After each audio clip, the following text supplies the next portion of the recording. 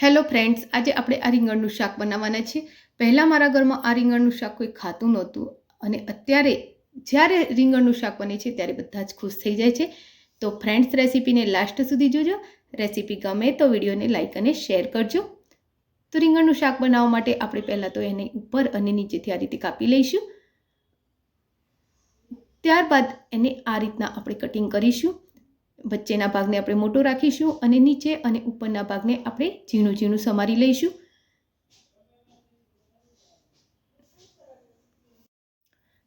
તો તમે જોઈ શકો છો, વચ્ચેના ભાગના ટુકડા મેં મોટા રાખ્યા છે અને નીચેના અને ઉપરના ભાગના આ રીતે ઝીણા ટુકડા કરીશું. હવે મિક્સી જારમાં 3 તીખા મરચાં લઈશું, 1 ઇંચ આદુનો ટુકડો લઈશું અને 5 થી 6 લસણની કળી લઈ એને ક્રશ કરી લઈશું. હવે આ ક્રશ કરેલા આદુ લસણ મરચાંની પેસ્ટને બહાર કાઢી લઈશું અને તેમાં ડુંગળી લઈ લઈશું. તો મેં અહીં 3 નંગ ડુંગળી લીધી છે અને એની આ રીતે પ્યુરી કરી લઈશું. તો પલ્સ મોડ પર આપણે એની પ્યુરી કરીશું. હવે કડાઈમાં મોટા 2 ચમચા જેટલું તેલ લઈશું. તેલ ગરમ થાય એટલે એમાં અડધી ચમચી રાઈ એડ કરીશું. રાઈ ફૂટવા લાગે એટલે એમાં અડધી ચમચી જીરું એડ કરીશું.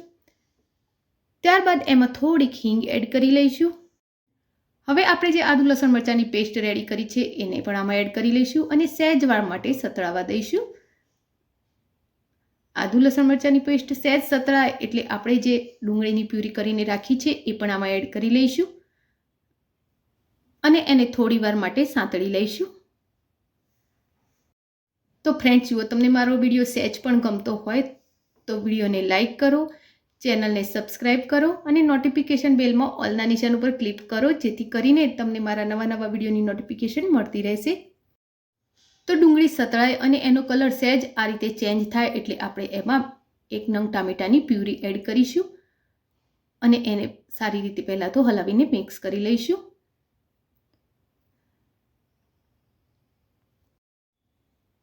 હવે પ્યુરી સહેજ સતળાય અને એમાંથી તેલ છૂટું પડવા લાગે એટલે આપણે એમાં બીજા મસાલા એડ કરીશું. 1/2 થી 1/4 ચમચી તીખું ખાતા હોય એ પ્રમાણે મરચું એડ કરીશું. 1/2 ચમચી આપણે હળદર એડ કરીશું. 1/2 ચમચી ગરમ મસાલો એડ કરીશું. 1 ચમચી ધાણાનો પાવડર એડ કરીશું અને સ્વાદ મુજબ આપણે આમાં મીઠું એડ કરી લઈશું.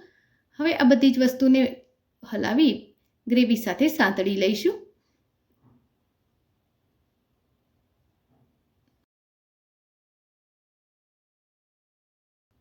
ત્યારબાદ આપણે એમાં સમારેલા રીંગણ એડ કરીશું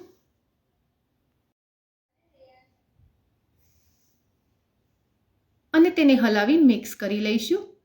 હાલ કઢાઈ ભરાઈ ગઈ છે, પણ જેમ રીંગણ ચડશે એમ એમાં જગ્યા થતી જશે. તો હાલ આપણે એને ધીરે ધીરે હલાવી મિક્સ કરી લઈએ. મિક્સ કર્યા બાદ આપણે એને ઢાંકી અને થોડી વાર માટે ચડવા દઈશું.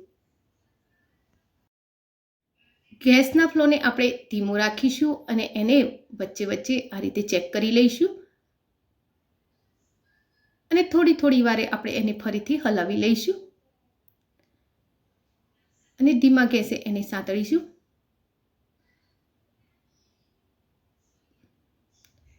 તમારે આમાં વધારે રસો કરવો હોય તો પાણી પણ નાખી શકો છો, પણ આમાં વગર પાણી નાખે પણ આ શાક બહુ જ સ્વાદિષ્ટ લાગે છે, એટલે આપણે એને પાણી નાખ્યા વગર ધીમા ગેસે ચડવા દઈશું.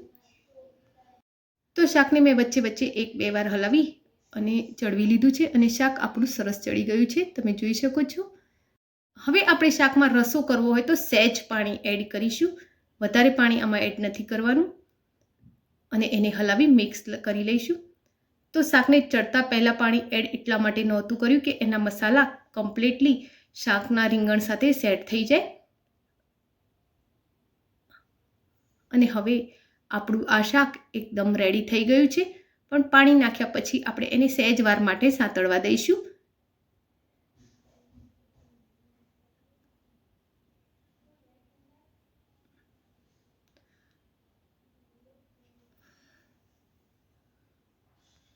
હવે આપણે એને ઢાંકણ ઢાંકી 1 કે 2 મિનિટ માટે સતળાવા દઈશું.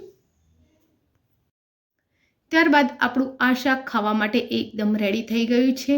જોતાની સાથે જ ખાવાનું મન થાય તેવું આ શાક તૈયાર છે. તો ઉપરથી આપણે લીલા ધાણા ભભરાવી લઈશું અને તેને હલાવી મિક્સ કરી લઈશું.